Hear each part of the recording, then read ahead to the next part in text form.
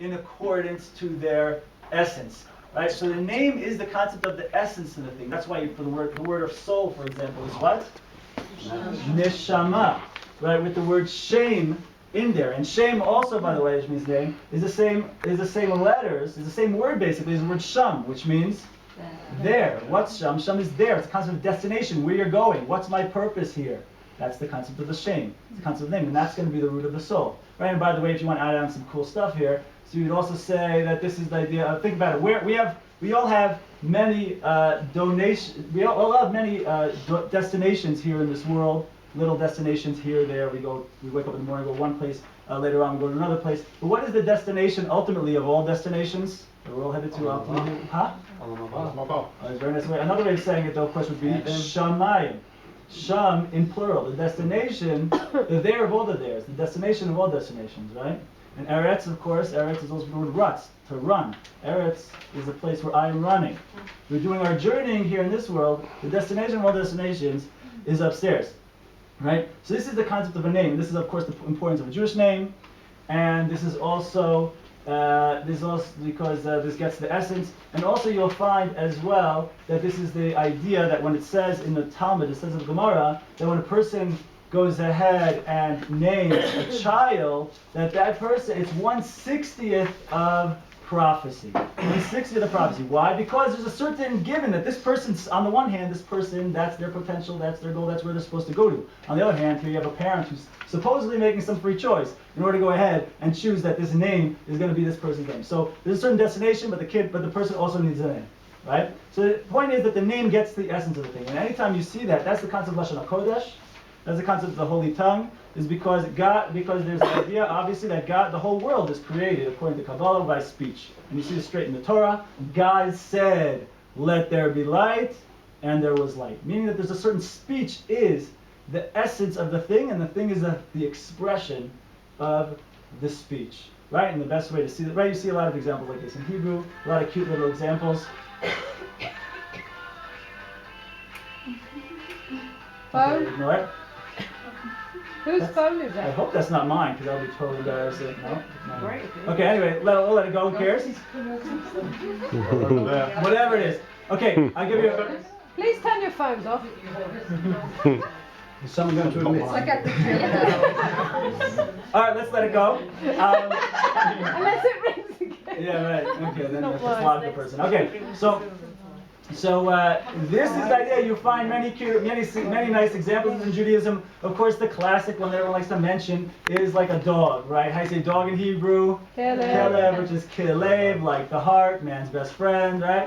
Oh. Or the classic example, another classic example in the Bible is like, what is the example in the Torah of the animal that is just like, it just carries a load on its back. It's just pure, like a chamor, a donkey, from the word chomer, materialism, just purely involved in the material, right? But really the best example of this whole principle is this whole concept that the speech is the root of the thing, and the thing is the expression of the speech is, how do you say to speak in Hebrew?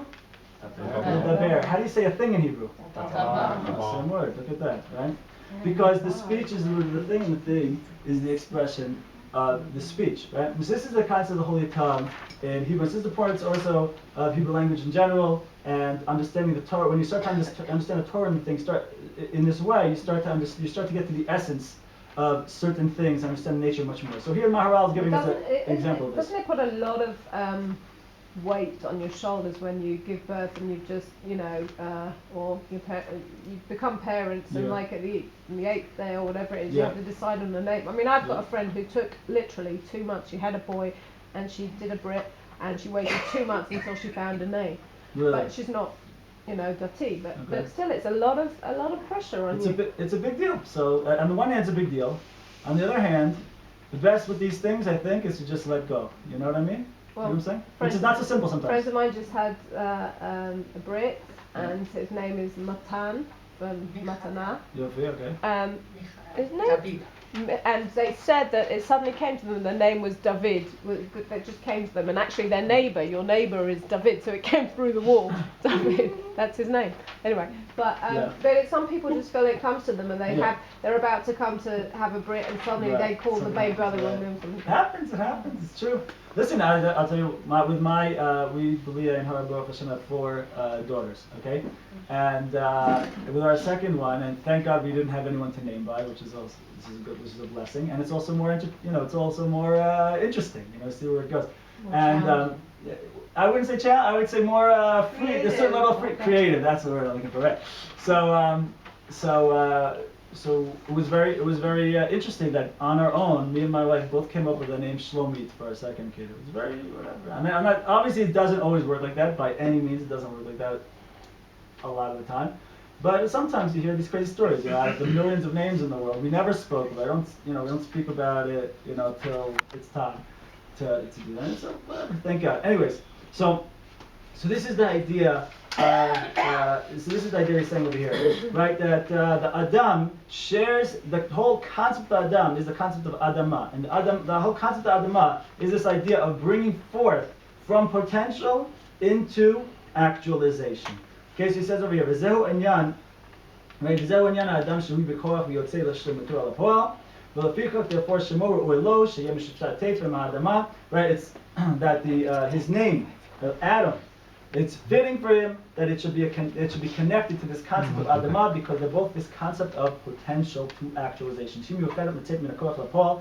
is a very unique thing that is applying to what do you call it? To the ground and to the human being. And therefore, Shleimut ha'adam nekra gam kein b'shem priyo. That's why also sometimes you'll find this concept that the shleimut of a person, when a person comes to a certain level of shleimut, you find that level of shleimut, or that positive action that the person did, you find it's the name, it is also called in fruits. It's also called the fruits, right? You see now, by the way, in English, you have the same thing, the fruits of your labor, right? It means you went ahead and did something, you put forth, you exerted effort, and then you see the fruits of your labor, the results of the positive thing that you did. This concept of fruits you see in English also. Right? Therefore, Shemo shenikra b'shem Adam. Therefore, Adam's name, which is called Adam, al Shem Adama, na'el lo v'hu na'el lishmo. And so he is appropriate for his name. His name is appropriate for him. V'habehema. Now he's going to show you something else, and I'm going to add to it also. Now you're going to see that Adam is this concept of potential to actualization.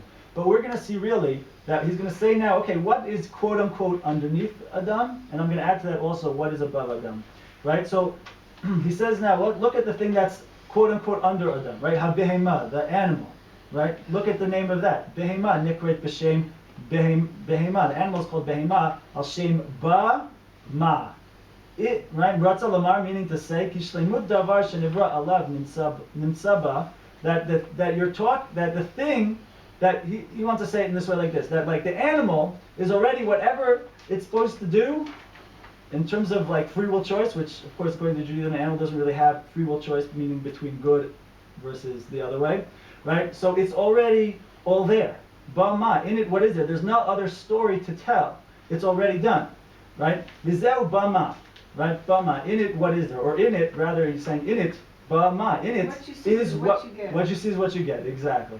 Kidavar ma nimtza ima, v'harei shekol echad yoresh mo'alav. Right, so everything, its name, teaches you what it is. And I want to add to that also. Does behema actually mean animal, or does it mean a certain type of animal? I think it means animal. I think you'd say, if you're thinking of chaya, I think chaya is a certain type of animal, if anything. Chaya would probably be more like a wild animal. I was thinking behema as being more like a beast, like a cow or an oxen, as opposed to a dog. Yep. Okay. Yeah. Oh, yeah. That could be. Fair enough. Which I think maybe what you said before about man's best friend is beautiful. I mean, I feel that certainly dogs have hearts. So depends if you're a dog or a cat person. But No, I'm saying that. I'm not saying anything against her. I'm not saying anything about dog. But yeah, when you think of a behemah, it's not such a. If you call somebody a behemah, it's not the most pleasant of. That's true. If you call someone a dog, also, though, I don't know that. More rough. Yeah. It's not. I mean, it's not a bad thing to say. Kalev, the person Kalev. Yeah. It's a good one. It's something to think about. I'm not sure. But here I want to show you also the other side. If you look at the other side though, talking about behemah, also on the flip side, you have above the quote unquote above the human being, you have a malach, right? What's malach? Malach also is a breakdown of malay and then the letter kaf. Kaf can also be spelled out as a word. Kaf, like a palm. Malay kaf. His palms are full.